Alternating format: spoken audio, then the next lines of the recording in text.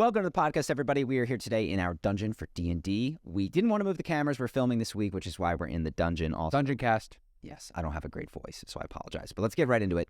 Logan Paul Crypto Zoo. For those of you who don't know, last year Logan Paul launched a crypto project. It did not go according to plan, to say the least. We'll be elucidating some of those details for those of you who don't know. He was called out by someone on the internet who makes videos calling out scammers. Logan responded to that person angrily, threatening to sue him and take him to court based on the things that he said.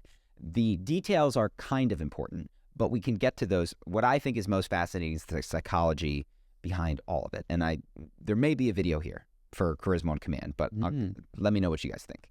First thing is this.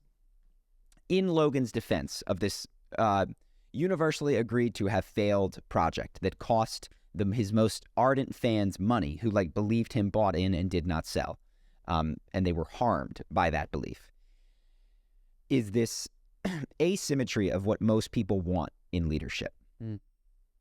Most people think they want to be leaders because what they like is when other people in their organization work without them knowing, they get credit. And most of them want financial credit. Some people feel like they need the verbal credit, but other people don't. They all, in my experience, want the equity of the company or the big fat paycheck. And they're totally, myself included, content and feel deserving of that money. And they don't go, well, I didn't know what that guy was doing. I didn't know that he worked so hard to make that code. They go, no. I'm the leader. I coordinated that. That's my responsibility, and I deserve the fruits of that labor. This project went south, and the response from Logan was, I hired somebody who hired those guys. I didn't even hire them directly, and that's what I get for trusting the guys that I trusted. And he didn't apologize to anyone. Didn't say that's my fault. He said that's what I get. It was very much a victim mentality of how he was taken advantage of, and he didn't make money on this project, and he lost his investment that he had spent on it. And I thought that was fascinating because early in the CoffeeZilla video, there are leaked text messages of the day where this project went live, where the market capitalization of this project went to $120 million. First day. This is a project that he knows at this point is photoshopped images and is not very functional in a lot of ways.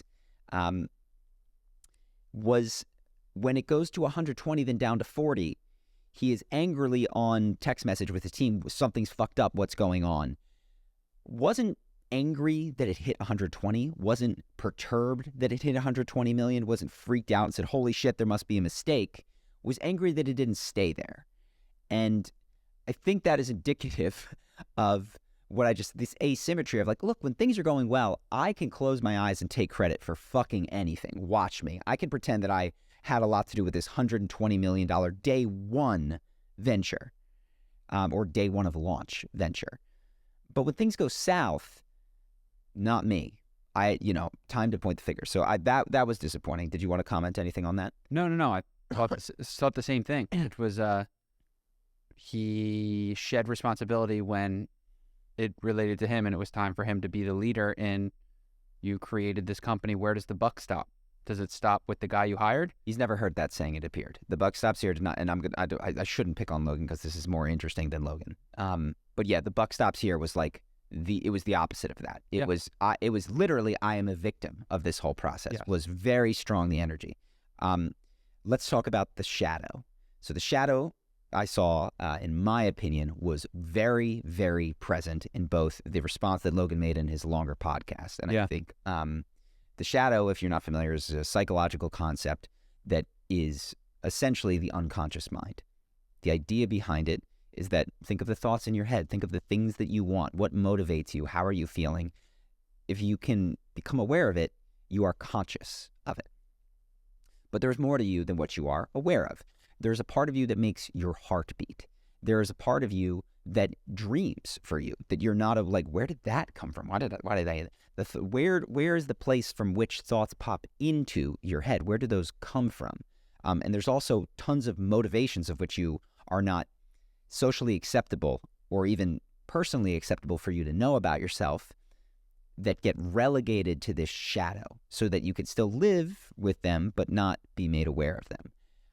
And what I saw in Logan Paul's response was a tremendous amount of unintegrated shadow.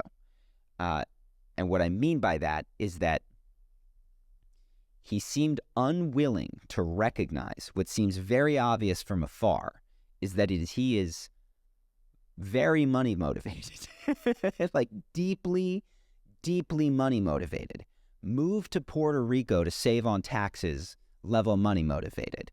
Start a crypto project in peak cryptomania, launch it when you know it's not ready, money motivated. $120 million landed in my lap and I'm not disturbed by that, money motivated. But when it doesn't work, how could I have known?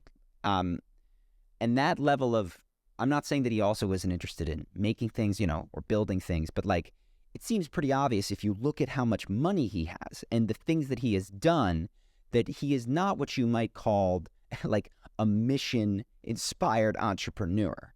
A huge motivator for this guy is money, and I'm not placing judgment on that. Where that gets dangerous is the level to which he is not acknowledging that. Because what happens is when you have a motivation, whether it's you want to have sex with beautiful people, you want to, like, these are human things, by the way. You want to make a lot of money. You want to be high status. Very normal. Nothing wrong with that. And those do not have to be pursued in ways that cause collateral damage. I think there's a lot of ways to meet all of those needs in a fairly healthy manner.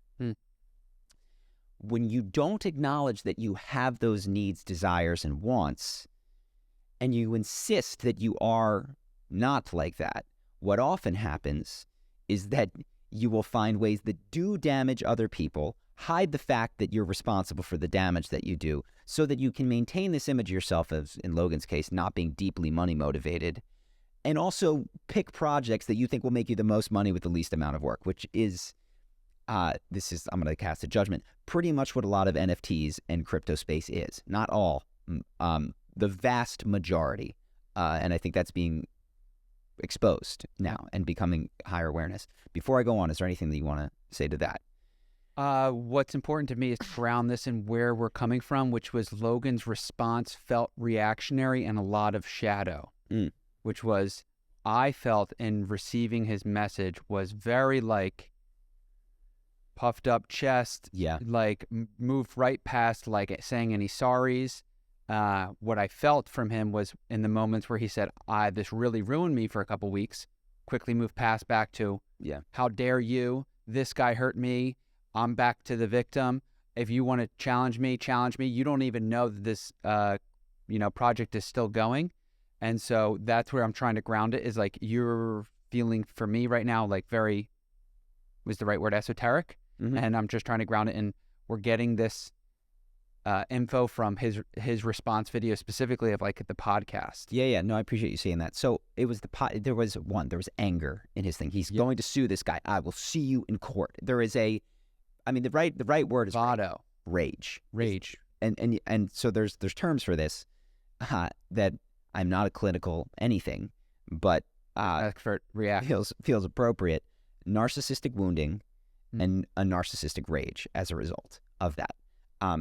By the way, I think that the term narcissist is widely misunderstood. I think it should be applied far more often than it is. You can apply it to aspects of my own life and a lot of other people. I don't say this to put him in a category of unsavable or salvageable, but to take this known, documented type of behavior and give it a name. And I think narcissistic wounding and narcissistic rage is a big one. So a narcissistic wound is when your image of yourself is fractured generally publicly. Oof. And the pain that causes.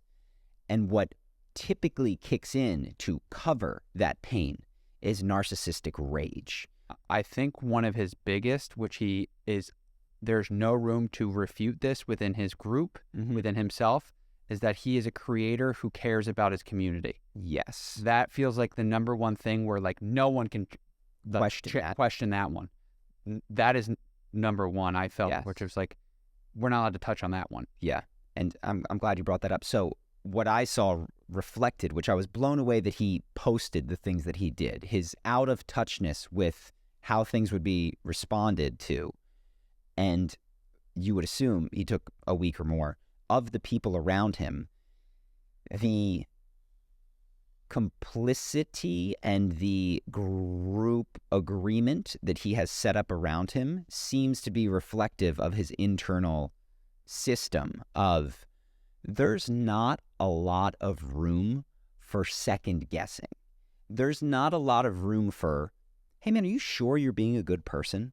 Because I'm not detecting that in your behavior right now.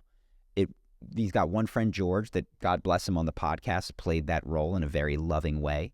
He was not really received. It was pretty clear that it didn't make it through, and that was an obligatory. It's kind of like when Fox News brings on a Democrat. It was like, yeah, we got one of those guys. Yeah. Yeah. But it was dismissed energetically very quickly, and I think probably because the deep fear that some of it might point to things that are true, which is that I have, not that I am a bad person, but that I have acted without my audience's best interests in mind, that I have behaved in a way that is selfish. That doesn't mean that I am purely this thing, but that I have that in my history. And that I did it unconsciously to come back to the shadow, which is like, you didn't intentionally want to rip off your audience. You didn't have any malice, which is what you say in your response video. Yeah. But a byproduct of your shadow is that a lot of people are felt. Yeah. Without their eggs working or active product. There was only the one guy, George, was able, and there's only three, so Logan and another guy, but like to go, do you understand how other people might feel? Like, let's just pretend they're all wrong. Yeah. Can you empathize?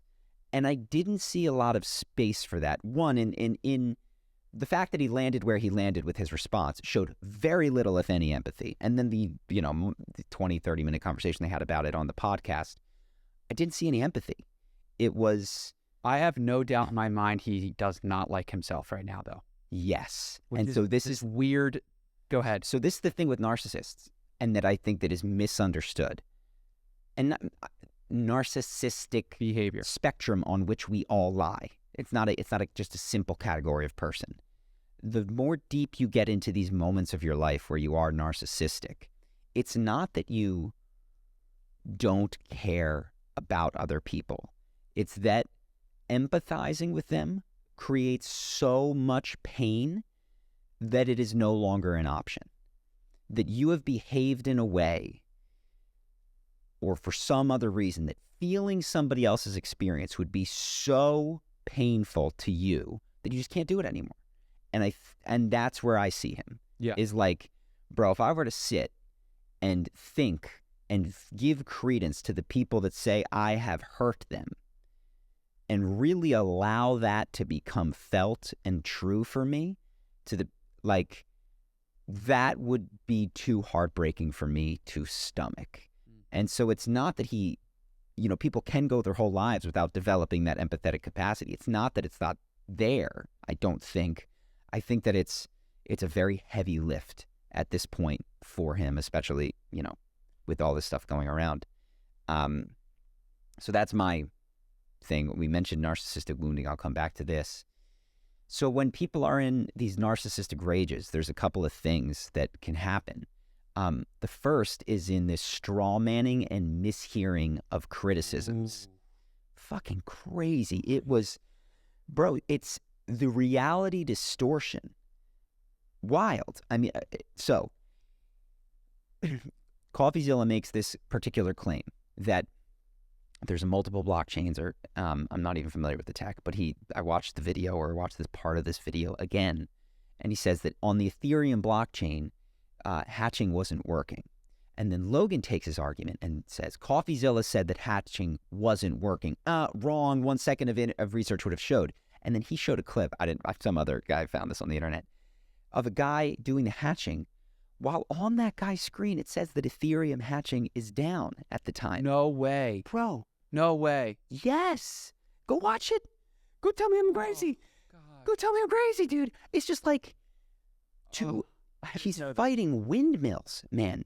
You called me a scammer. You think I intentionally? And he says, it's crazy to me. This is Logan's voice. The people think that I am in Puerto Rico with like a cork board asking how to scam people. It's like, no, Logan, nobody thinks you have a corkboard, number one, or that even metaphorically, you are sitting there devising ways to scam people. They just don't think you care if your audience loses. That is demonstrated through your behavior.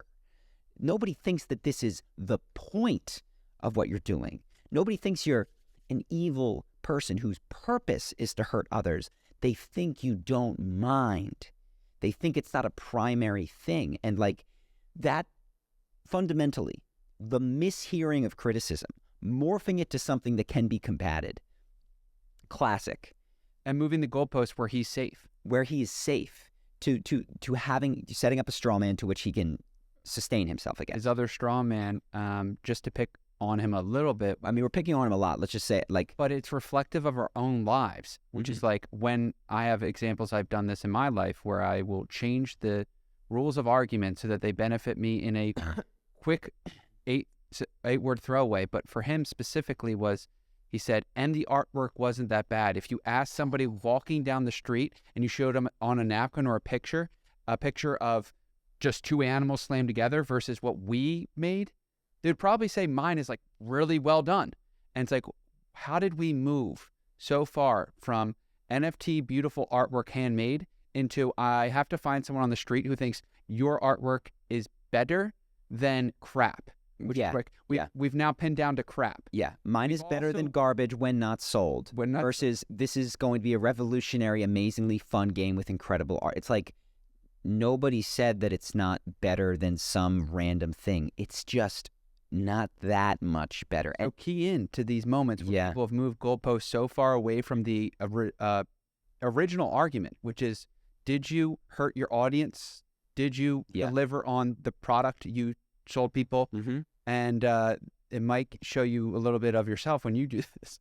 It's like my argument with eating meat is like, I always just say chickens were dinosaurs at one time and that therefore I can eat them now, which is like the stupidest argument you can't argue with, and allows me to hide behind this straw man thing where it's just like, I'm clearly not receptive to hearing about it right now. And then before go ahead. There's another part I want to tap. Well, so if there's other mishearing criticisms you want to do, I have a list. This would be my first one command list of like how to spot this sort of moment in people's mind. And I'm still developing. I mean, I just wrote this for a moment after watching it a second time. Again, all of these are very subtle because there are times where some of this is appropriate and, it's very subtle and is what I can say with this. But there was a lot of victim in his experience, and his suffering was pointed to on a number of occasions. I got everything stolen, took all the heat, and you still published defamatory hit points. It sucks that after years of personal reform, going through trials and tribulations and busting my ass to how hard it is for him. Not a word, Henry. He sat in his room hating how... Oh, not a word about other people, man.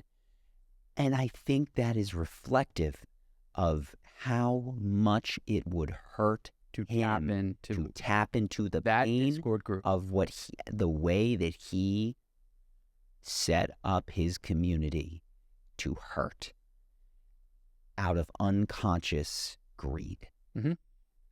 And that's not a guy with a corkboard. That's a guy who tells himself, I'm making Pokemon, which is, and tells himself, this guy that came in, I don't need to check him, and he promises me 120 minutes. I'm going to jump around. The projection is another thing. And it's always tough because projection is one of those words. It's unfortunate. It's like a cudgel sometimes. Yeah. You're just projecting on him. It's how can you tell, right? Like in a situation, you have to be sincere. Well, it's not, the word projection I don't think works in an argument. Because I go, you're projecting. You go, no, you're projecting. But it does work with oneself as look, I want to know my own internal mechanisms. Can I identify this in myself and maybe other people around me? Not to use it to win in an argument, but to try to discern the truth, if that's my honest aim. This line, he's talking about CoffeeZilla in his video. Or did you just hear what you wanted to hear and move on? Because even if you're lying to yourself, you still have to believe it. It's like, Logan, you know all the... Letter to himself, man. You know all the answers, man.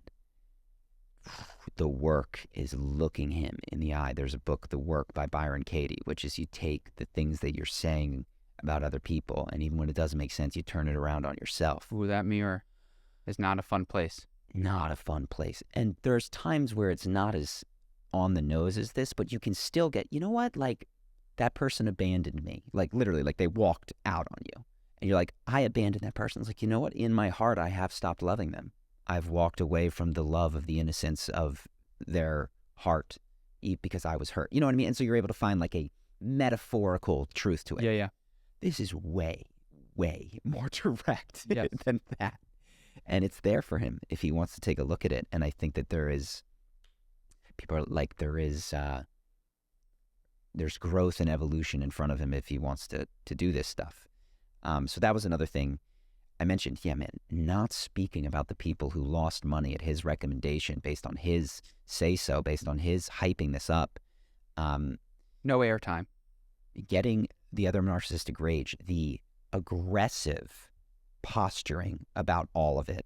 There was a number of like, I'll see you in courts. He can't come here and face me. He can't, like, which I believe is how he deals with his own internal critic. He steamrolls critics in the world. And he also steamrolls the part of him that says, slow down, I don't know if this is right. He just says, I'm a good guy. And it's dangerous because there's a Goldilocks zone of like,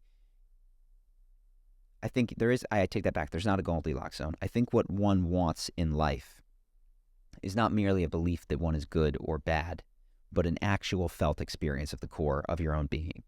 And I've been trying to get to that, and I've touched into that on a couple of times, and it's a tremendous relief when you can get there. And you're like, and I believe this is true for everybody, even people on death row that are rightfully convicted, which is when you can get to the core of who you are and feel the goodness of that, it then allows you to say yes to the ways in which you may have harmed other people and not have to shy away from it because it condemns you to your own worst judgment of yourself. Even if, and like you are a person who in your life history has done horrible things, it becomes much easier to say yes to those without condemnation when you have these spiritual felt senses of like your inner core of goodness.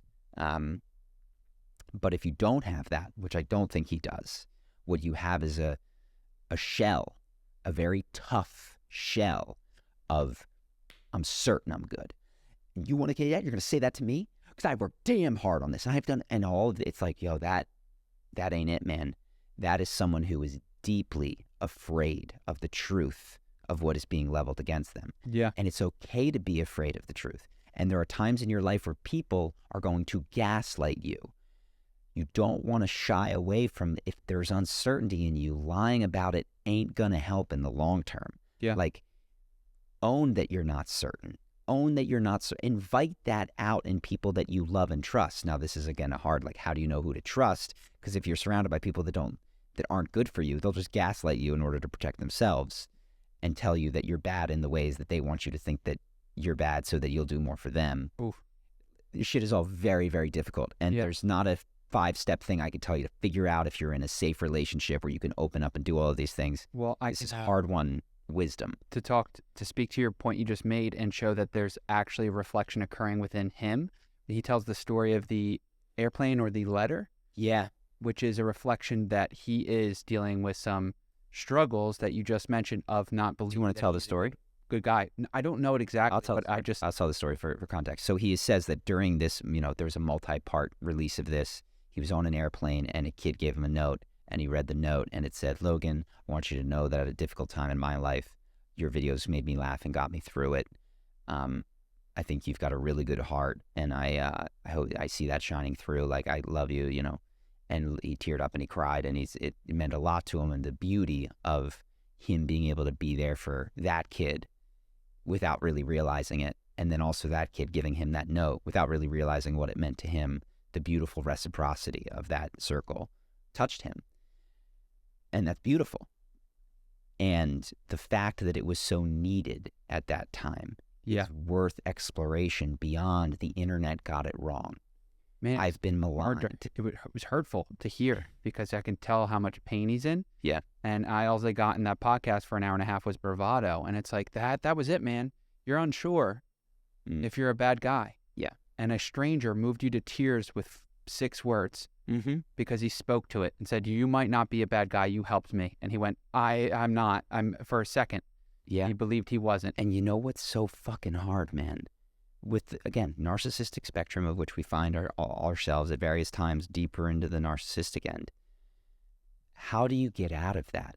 Well, it's not just, I mean, I'll say, like, it's not just people telling you that you have a good heart. Ooh. And it's not just people calling you a piece of shit either and saying that you scammed people. It's like, I do think, like, the bigger picture of, like, yo, Logan, you needed both of these. You needed angry, sometimes vindictive people to call you out and say that you had fucked them. Because guess what, man? This happened over a year ago. He harmed them and there wasn't a big internet stink. And he just not just moved on. He hadn't been as broken up about it until this month, until it became a public fiasco. You know, was disappointed or upset or wanted to work on it some more, but didn't really hold the weight or even begin to. And I don't know that he is now. Until the public call out. And so it's like, man, how do you help these traits in yourself? Well, you need, it seems like equal parts. I see the goodness in you. And also, man, I see the fucking badness as well. And the goodness runs deeper is, I think, the tough thing to remember, which in my experience is generally, true. Though I don't have a real deep experience with the dark side of humanity, so I don't really know.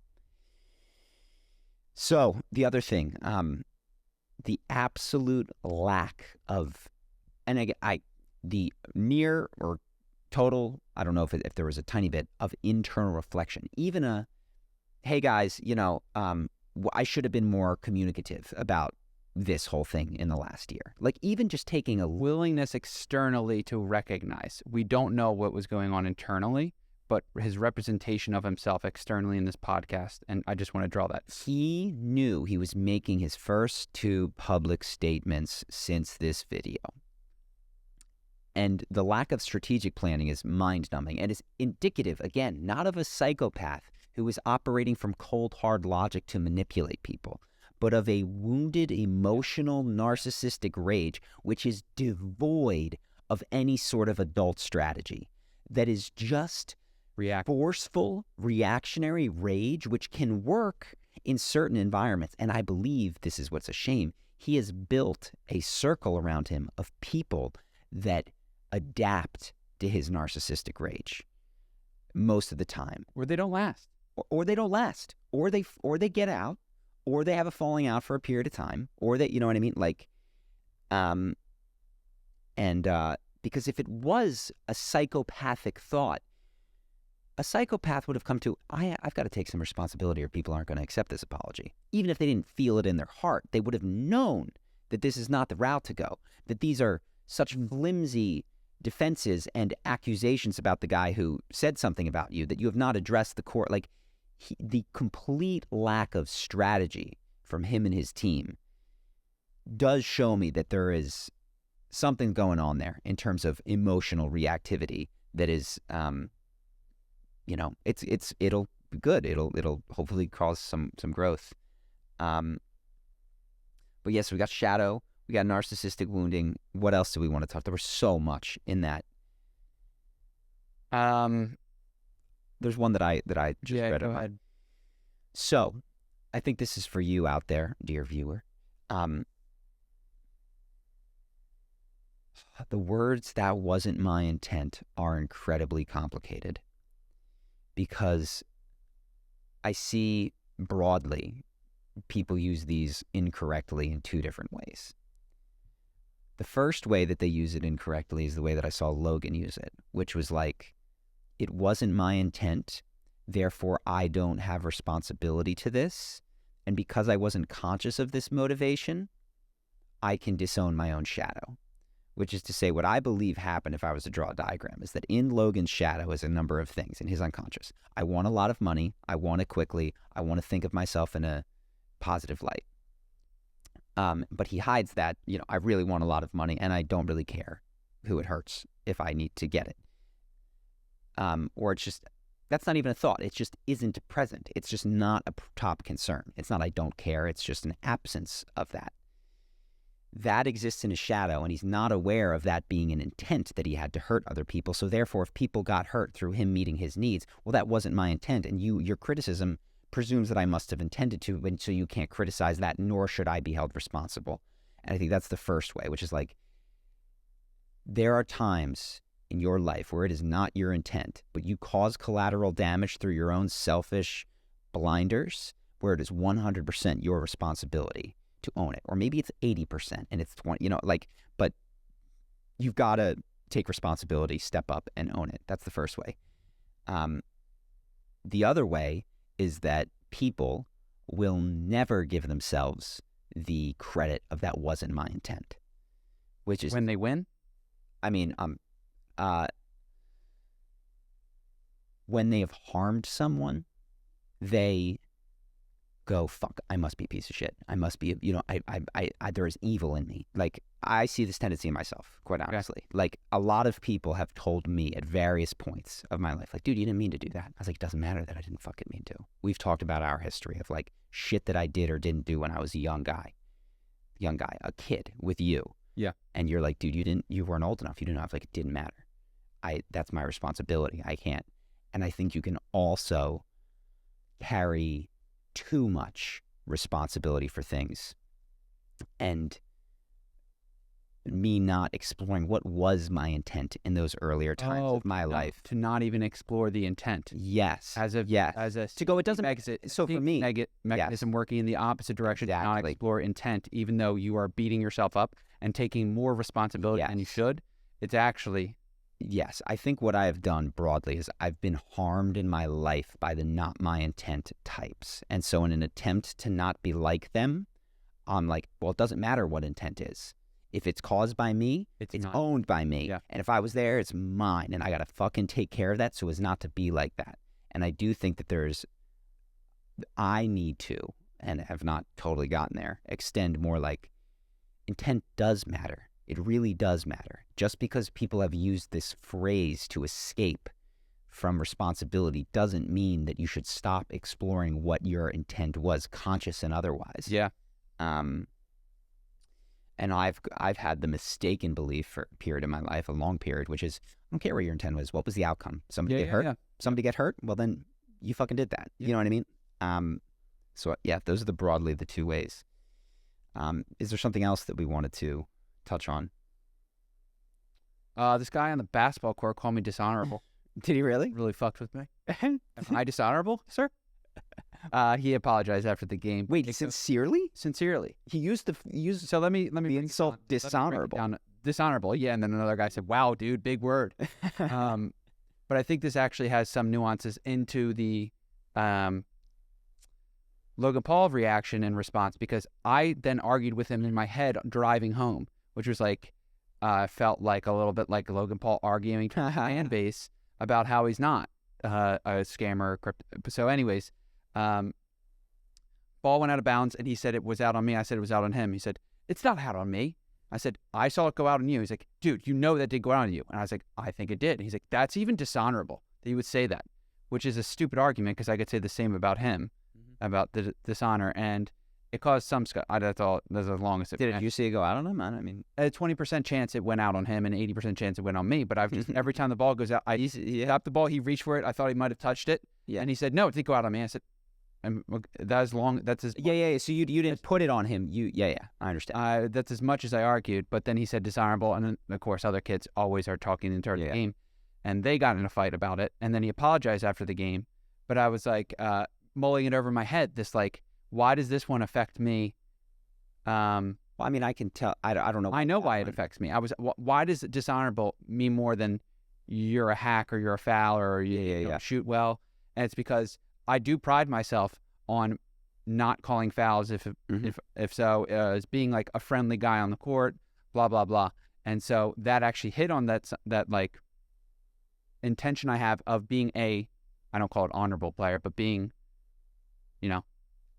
not scamming my audience, being a good guy. And so, yeah, learned a lot. Fuck that guy.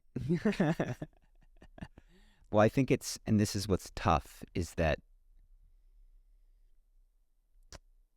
you carry an insecurity about, maybe in just a small way, let's just reduce to the basketball court, about your honor as a basketball player or whatever. And I think it's tough because often in basketball, you don't know who it went out on. Your brain is instantly trying to convince you that it went that. You know what I mean? Like, like especially as the game gets tight, like your vision, like and you don't want to be that way, but yet you are. And there's clear divisions in teams here. I'm not on your team. Yes, and there is inherently, I want to win, and I can't tell when my perceptions sometimes are getting in the way of that, and I'm uncertain of that. And there probably are times where if you really pushed hard, you would go, I fucking pointed the other way when I knew it wasn't that, because there was a ref. And especially when there's a ref, then everybody just goes, well, I can outsource my honor to that guy in the stripes. That, like, you're in charge of it, and my job is merely like a court of law to advocate for my side. Yes. And what is tough is, like, you carry a bit of insecurity around that. It can get activated, and this is the thing, insecurity around something, whether it's your looks, your honorability, did you scam your audience, does not actually imply that you went one way or another. Like, if you're insecure about your looks, it doesn't imply that you are either beautiful or ugly. If you're insecure about having scammed your audience, it doesn't imply that you did or didn't. What it implies is that there is value for you to have a deep look to go deep into that. And you might conclude one way or another, but that you're uncertain at a core level of it, and that actually uncertainty does not imply one way or another. Anything else about this? That's just in relation to the Logan Paul thing, to tie a knot on it, is where I saw him rush past, which was he was uncertain in himself, and he rushed past that too. Which more safe is bravado and calling out, and no one touched on the fact that I may have harmed my audience because I said I never do. Yeah. And not really introspective in the ways where he might have. And I'm not asking you to own your everything, but it's clear that there's no receptivity into some of his core drives around the type of creator he is, a visionary. I mean, the words he used, I don't harm my audience. I don't give a shit about money. It's like, well, I don't know that he said those exact words, so let's not put them in his mouth. But he strongly indicated that he doesn't do things for money. That wasn't his primary drive. That he's not going to make any. And it's like, this project has got money written all over it, man. Like, an NFT in 2021 is pretty. Like, you want to make that didn't work out. You want to make a game where you can breed things. Make a game. Well, that would cost $10 million, $20 million, and maybe not work out. But, like, I mentioned, be a game. That would be Stardew Valley. That's a guy who wanted to make a game and took 7 years to make it and didn't release it until he thought it was 100% ready. This is the other thing, is like, I don't know how to get through to someone like this, because there is no receptivity. What I saw, I was like, dude, if I was there on that podcast, you do no convincing. I would be useless. And it's like, what can get through to this person? Well, this is what I saw in George, which was like, compliment sandwich to start. Well, yeah, you try your best to get a crack in. I'm not an enemy, but what about those guys who are hurt? And it's like, and then they cut that part. Podcast when George made a criticism, said you guys can't point fingers. They cut, because I suspect, who knows, that they pointed fingers at each other and said, well, that for the dev team that they Well, no, but it is true that yes, that. And what do you do? Like, unfortunately, when there's a lack of receptivity, only immense suffering, it seems like, can break through. But also, and this is the other thing, I don't have a clear answer. It's like, you, as Logan Paul, as me, as anyone, do not want to be receptive to the internet. It is not a healthy place for you to be open to the criticisms of the internet. They are, by and large, projections of the audience placed on you, Logan Paul, as the avatar of their high score bully, the guy that succeeded when he shouldn't have, or that jerk who did whatever. And, like, it is a good heuristic to tune that shit out. Except sometimes there's useful information in it. Yeah, what do you do? And so how do you know when? Like, it's unclear. Nobody wants to have a group of friends around them either who is going to constantly just like naysay and nitpick and say, are you sure about that, or not believe, or get in the way. Like, that's not how large things are built. Yeah. that are long shots. If you surround yourself with the average opinion of a long shot, you'll never get a long shot. Right. Like, you need to be around crazy people that think crazy things can happen, like you can become Logan Paul in the first place. Yeah. To do that. You come from And so Ohio. that strategy of ignoring everyone and just hanging out with these guys and only the people who fully believe and only people who are on board was working. It broke. Strategy ain't working so good anymore. And like, what's the heuristic there? Is it ignore the haters? No. Is it don't surround yourself with yes men? Well, if you never would have become Logan Paul with that. So there's not a simple thing. And increasingly as I get old, I'm a fucking old guy now. The raspy voice. With a raspy voice and a sore throat. Dropping in the dungeon. That is what wisdom is. Wisdom, I was like, oh, this is why old people, this is the difference between knowledge and wisdom, period. It's like the felt sense of when you should listen to the naysayers and when you should. Wow. Yeah. You cannot write it out. You can only live it. And even then it'll be incomplete. And as your life gets longer and longer and longer, that felt sense develops. But like, you can't codify that. You can't give someone a playbook, an algorithmic playbook of if you can trust or can't trust in these situations. Right. And so, yeah, I've been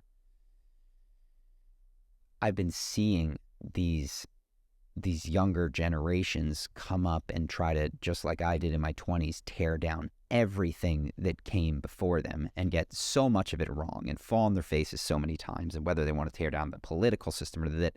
And that frustrates me because you guys are fucking idiots, you're wrong. But it's also like, I had to do the same thing and I was right in some regards. I had to say, fuck the 9 to 5 and this isn't going to work. And you can create from your heart and you don't have to just go try to make money in a safe way. And I'm sure that some of the younger generation will surprise me with what works for them. But they do lack wisdom. Yeah, it's experiential a lot of times. Similarly, I wrote this down, but this is, I've mentioned this, that I've been feeling this intensely. I've really aged out of the cool generation of media. Like, you tell me who the top whatever musical artists are, I don't know their songs. Yeah.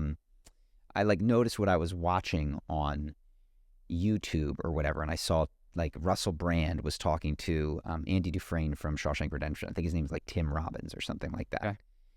Well, Tim Robbins is white-haired. You know what I mean? Just absolute. Russell Brand is totally gray. And I was like, wait a second. Like, you're 28. Yeah, these are like, these were like, that's the guy at the biggest movie, and that's Russell Brand, and like, yeah, it's all old heads. The markers of my guys.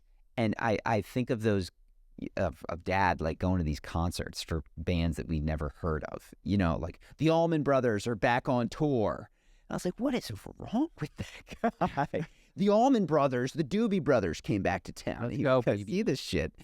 And that's going to be me if Green Day goes around. You know what I mean? You scream your head off. Yeah. I don't want to be the man. A couple old guys like who can barely move. Jerry, still like watching Rolling Stones, which are apparently very good, but it's like, yeah, can barely move. And I see now how I see both the inability to connect with other generations and a lack of desire. Well, that's part of it. Is like, I think the things that interest you are like both older than me and younger than me, deeply uninteresting. And my whole life, it felt like a normal, like, who cares about kids, or if what it means to be a good parent. Like, who cares about work and jobs? And then I kind of evolved into the caring about work without realizing it. And I see now, I look beneath me and I go, oh my God, like these guys are asking the most fundamental questions about how to get a girl to like you and how to like get a cool haircut and just like shit that I do not fucking care about. And then I look above me and there are, whatever, people, old men yelling at the sky, complaining about the way that things used to be. Oh, yeah. And my The generation, greatest generation. yeah, this shit that'll pop, well, They don't work anymore. on. The stuff that pops up on mine is like all of these people with children, like, this is what it's, being a mom, be like, and all this, like, oh my God. When you're a cool You guys, and they think they're cool. And they're so uncool to the kid that I was. Remember where we were 15 years ago, making fun of the cool moms? Who are on social media. Now we're the cool mom. We're on social media. We're on social media. Deeply uncool. Except this is the other thing that I realized. I didn't realize when I was a kid that the stuff that my parents' generation was doing was not for my generation. It was for their peers. And so what has been nice to realize is like, oh man, as I age, there will be media that is for me. Yeah. There will be like music that is for me. It will be the Allman Brothers for dad, but like it will still exist. And the younger generation will think that it is stupid and lame. And I will think that their stuff is, what is the word? Naive and foolish and, teenage heartbreak, like whatever. Yeah. And the cycle will continue and life goes on. And that is...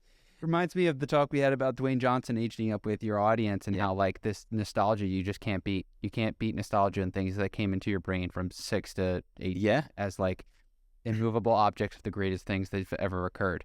Just Hercules is the best Disney movie I've ever seen. I don't know what to tell you. Yeah, it's certainly not Frozen, no. Yeah. No way. And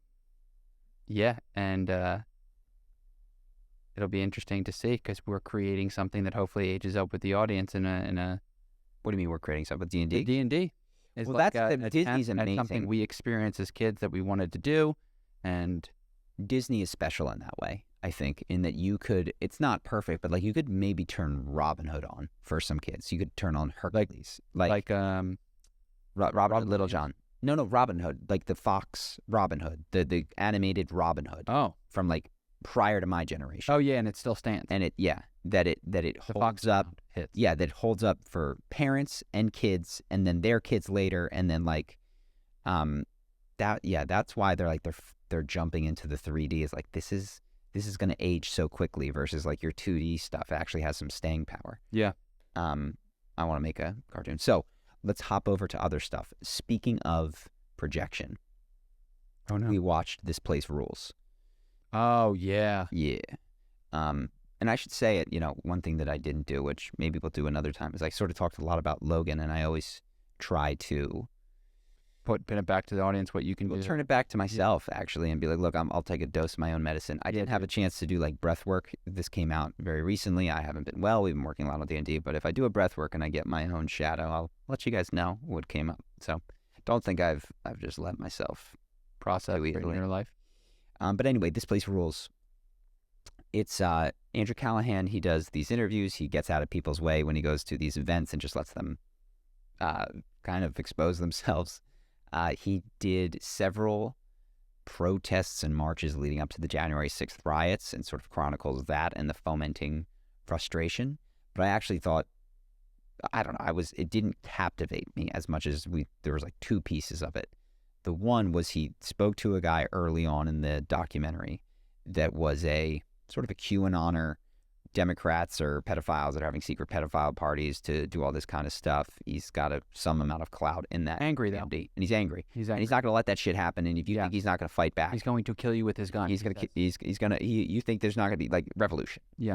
So he's going to do this. And one of the last scenes is he sits with this guy and he says, hands him same guy, hands him a photo of himself being checked into prison and says, is this you?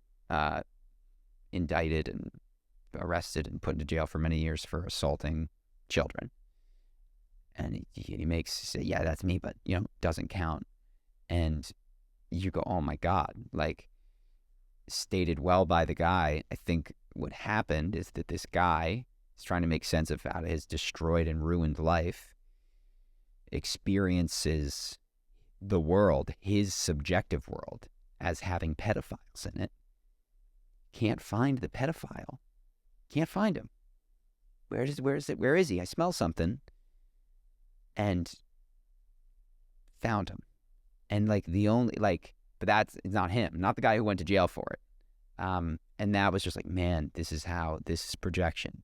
Like, and it's a very tricky thing. Like, is it coming from inside of you or is it coming from the outside? Is a very foundational question in these circumstances. And in his case, think that it's probably more from the inside. But I also recognize why that defense mechanism would be so sturdy and so in the face of just like, this doesn't make any fucking sense. Like, this doesn't add up. Like, even like you're smarter than this, except where you can't afford to be because your self-image would be destroyed. And I think we mentioned the shadow. I didn't get to say this, is that part of what it does is it keeps you from the horrible experience of cognitive dissonance when you realize that you are not the type of person that is socially or personally acceptable.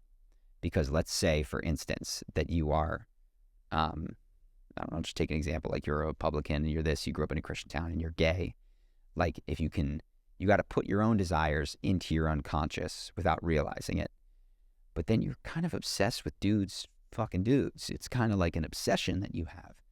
And it's a really bad thing. You know that because you grew up in a really religious community. So now you got to crusade against it while you're going to Cabo to do your stuff. And like, the more that you resist it, the more that you have to outwardly shut it down in the world, because it just gets louder and louder in your own experience. I think this guy is a great example of that, because in the interview, he says a term that's a prison term for a pedophilia guy. And now that just clicked with me as you were saying that, which is like, there is no room to be the pedophile person in a prison. Yeah. From what I understand, and I know prison life. Is the worst thing you can be is a pedophile. You don't know prison life. No, it's a joke. That's a complete joke. I've never been to prison. I've never spent. I didn't know if you were talking at him. I got you. No, is the worst thing from movies. The worst thing you can do is be convicted on a pedophilia charge and go to jail, because it's awful. Yeah. Abuse, rape, they'll kill you. Mm-hmm. And so what is the safest thing to do is to say everyone else is. And certainly not me. Certainly not you. And if it ever comes down to I hate those people. And I hate those people, and I point the finger, and then you fast forward 45 years, and he's pointing the finger at the TV now, and he's crusading on the TV, and then he slides that paper over to him, and he says the term from prison. Yeah. And I can't remember the term, but it was just like, holy moly, I understand. How do you know the term for what a pedophile is? In jail. Yes. Oh. He went to jail for pedophilia. Yeah. And then the other interesting thing that struck me was... this is important. He didn't go to jail for pedophilia. He went to jail for acting on it. And there's a big difference. Like, pedophilia is having the... Oh, sorry. Yeah, just a language thing, but yeah. Yeah, he was convicted. He did it. Convicted? Yeah, or was convicted of it. Moving over, in the same documentary, there was a family of father, mother, daughter, son, who got a bunch of airtime because it was interesting to watch, because the mother and father were very vocal about their political stance, and they were QAnon believers, and he was showing Andrew where he gets his information. And the child, the boy, who's about 10 years old, was reiterating everything his dad had said. And it was, wow, it's just like, kids are sponges for the environment they grow up in, was the one thing that struck me, which is he's saying all these words where he doesn't really know the meaning of, and saying that's the reason why Hillary Clinton is taking people on their flights to go on, to islands and take care of kids, and she's actually burning and eating their blood, and that's the reason why we can't have these. It's just, you're like, holy moly macaroni. It's like a smart 7-year-old. And then later in the documentary, if you want to take this part, because I thought you summarized it, this is our second podcast, in the other way, which was like, they're sitting all at the dinner table. And he says, how do you like, now that your dad, after the January 6th riots, his dad had kind of disowned the community, the QAnon community. He said, how do you feel now, to the kid? And the kid goes, well, I just feel really bad because my dad wasted all that time out there by himself picketing in the front yard. Yeah, talking on the phone. Yeah, this was sad. So that kid, my read of this is, kids do not give a damn about QAnon. They don't give a damn about politics. No. If they do, it's because they have correctly intuited that in order to get closer or align with their family, that will do it for them. Yeah. And so when you see these kids with these climate causes or these LGBTQ causes or these QAnon causes, I think the appropriate emotion is sadness for not being able to be interested in kid things and feel aligned with their parents. And parents can say, no, he just loves it. It's like, I'm suspicious. I don't have kids, and maybe I'll change my mind one day, but I'm deeply suspicious of that. This kid correctly intuited that he could get closer to his dad by doing this. His dad certainly felt some pride or encouragement, or allowed him to come to the thing and speak to a camera. You know what I mean? Like, yeah, he had a megaphone at rallies. Gave him a megaphone, And the other thing that kids do, like, they're dead without mom and dad. And so what he did, like all children, I think, is I have to align with my dad. My dad cannot be bad. My dad is out there not being with me in the way that I might desire him to. Maybe he's taking, which is playful, emotionally. Yeah, and maybe maybe I just want an emotional connection with him deeper. I just want more of him. And so rather than at the end of this documentary say, how do you feel about this? Like, I'm just sad that my dad wasted all the time on them and didn't pay attention to me, which is like actual. He had to start the formation of these projecting structures and say, I'm sorry that my dad had to spend all that time because he can't meet his needs directly with his dad. He can't, like, his dad, and this doesn't mean that he's an awful parent. I think this is very easy to do. Yeah. Because I didn't see the dad speak in the thing, and I think this is quite easy to do. Clearly didn't communicate to his son that, like, hey man, if you need me, you can come get me on your terms. We can go fucking do your thing. We don't have to do my thing, and you don't have to say that you're just sad for, like, my time being wasted. You can be sad that your time with me was wasted, that I wasn't there with you. Yeah. And this level of heightened empathy for a parent at that age is, I think, indicative of codependency. And like that guy, like me, it's going to grow up and reminded me of you. Hyper fucking concerned about the states of other people without realizing that he connects that to getting his own need met. And they will all have different flavors and things. I'm not saying this kid is going to do the same stuff at all that I've done, but it is fundamentally without judgment. It's a manipulative, and this is a very small thing, but I saw the beginnings of a manipulative way of getting his needs met, which is I will pretend to have certain interests and trick myself into thinking that I have them. I will pretend that my top priority is my dad's time when it is actually my connection with my dad. It's like, because I cannot get those met directly, I have to give you what you want, parent, in order to get what I need from you. So it's already starting this unfortunate, which we all need to learn for moments in our lives. We need to transact with other people, but you would like that foundational relationship of parent to child to not be based on transaction, to be based on, like, I had you to meet your needs. Like, this is why I had you, is to, like, pour love in and around you, not so that we could go tit for tat in any sort of way. Yeah.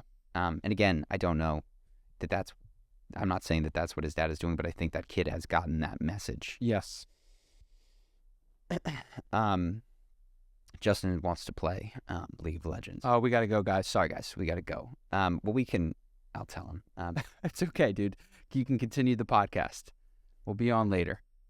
I'll tell him I'm shooting a cast. I'll tell the people Justin says hi, which I'm sure he will when he types me back. Yes. So let's see what else we got. Okay, I'll do some quick ones on John Mayer. Yeah. Justin says invite him whenever we got to go. Okay, John Mayer. Yeah. So, watched his interview with Caller Daddy.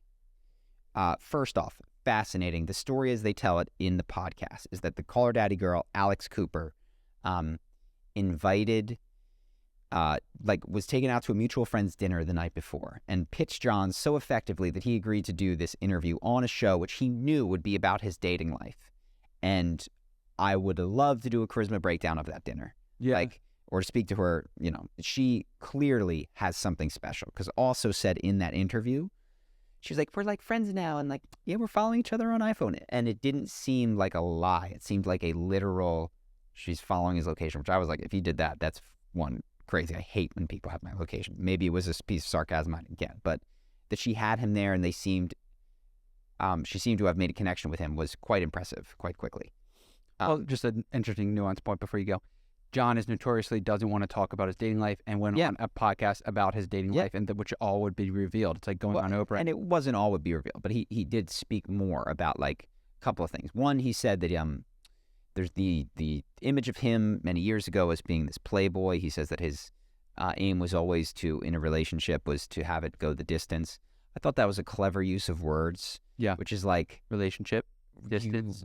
Dude, I know that you were having, I have it on good authority that you were having some random encounters that you had no intention of going the distance, but fine, in all of your relationships. Yeah. Okay. So it was a little funny. But things that he's a really great guest. Would love to talk to him. He's a fascinating speaker. Couple of key things. One, manufactured irrelevance, which was him choosing to shut down the aspects of his career that he didn't feel served him. And so that aspect for him was like being in the tabloids. Like he talks about how a lot of people are so afraid to give up the fame wheel because they associate it with the thing that they wanted. And he's like, the thing that I wanted when I started, that I still want today, the piece of fame that I don't want to give up, is my ability to make music with anyone in the world. He's like, I still have that. I could send a text and I could make, pretty sure there's no one in the world that I couldn't make a song with, which I believe. I was like, yeah, he's fucking John Mayer. You don't want John Mayer to lay down a guitar track on your song? Like, that's amazing. And so he moved to Montana, separated from all the other stuff, made some albums that were just for him, and not just for him, but did not do as commercially well as some of his other albums. And I think that that's impressive and something I want to keep in mind for, you can get caught up. I mentioned D&D. Like, what is it that I'm trying to do with D&D? I don't want to get stuck on, is it getting the views? Because really all that I want to do is be paid to tell visual stories. I don't need to be a big budget movie director, but if I could like go through my life having enough money to tell visual stories with a talented team, that's a big goal, but it's not like have the biggest show or any, and so to not let that other stuff cloud, which the real core of what I'm trying to do is. And of course I want people to watch it. I want to move people with it. I didn't thought of this. So he gave up something he gave up what it seems like is dating famous women, hanging out in LA. Which he thought he would lose in his pursuit of being able to play with anybody. That aspect of his career was just deeply unsatisfying to him. Like being on the tabloids. And it's like, probably you can't date these famous women anymore. I don't know, like.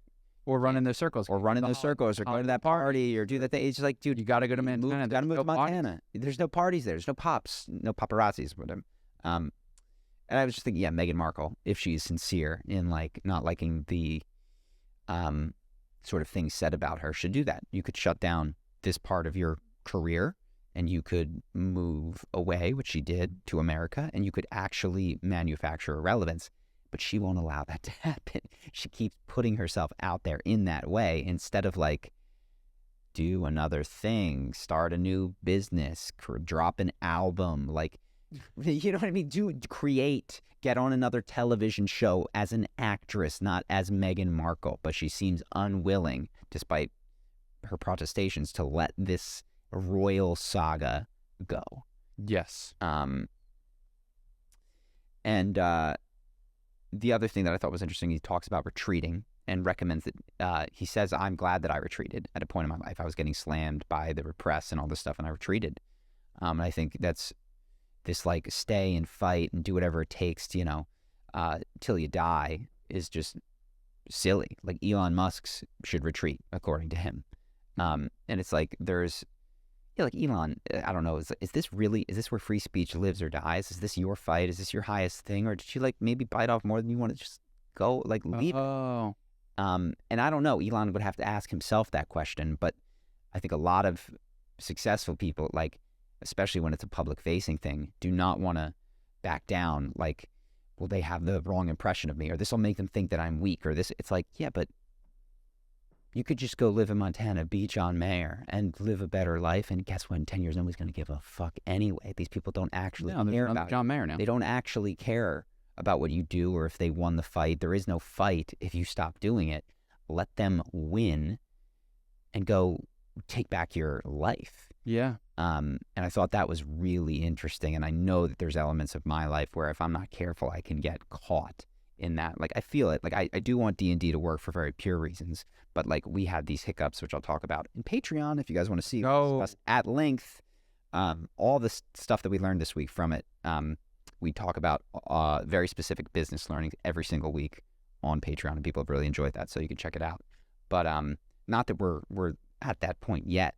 But if there comes a point where it's like, yo, this shit, like obstacle after obstacle after obstacle, it's not working, like, is there a retreat?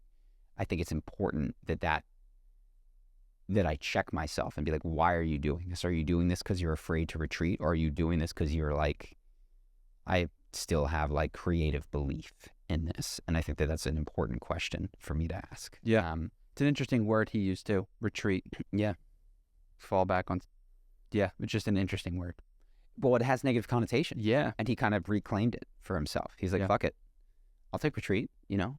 Yeah. You could call it something else if you wanted. Retreat's like a loss. That's a lost battle. Anyways, Justin is like really dying out here, so we go play some League of Legends. If you want, join us on Patreon. We talk about a lot of this, what we learned this week, as well as we'll answer your patron questions. Keeps the podcast going. We deeply appreciate it. Thanks so much for hanging out with us in the dungeon this week. If you guys like it, to the dungeon, I'll continue. Yeah, let us know what you think about this set. Yeah. I can sit here. We don't have to move the cameras. Yeah. But so yeah, thank you guys. Peace. Peace. Until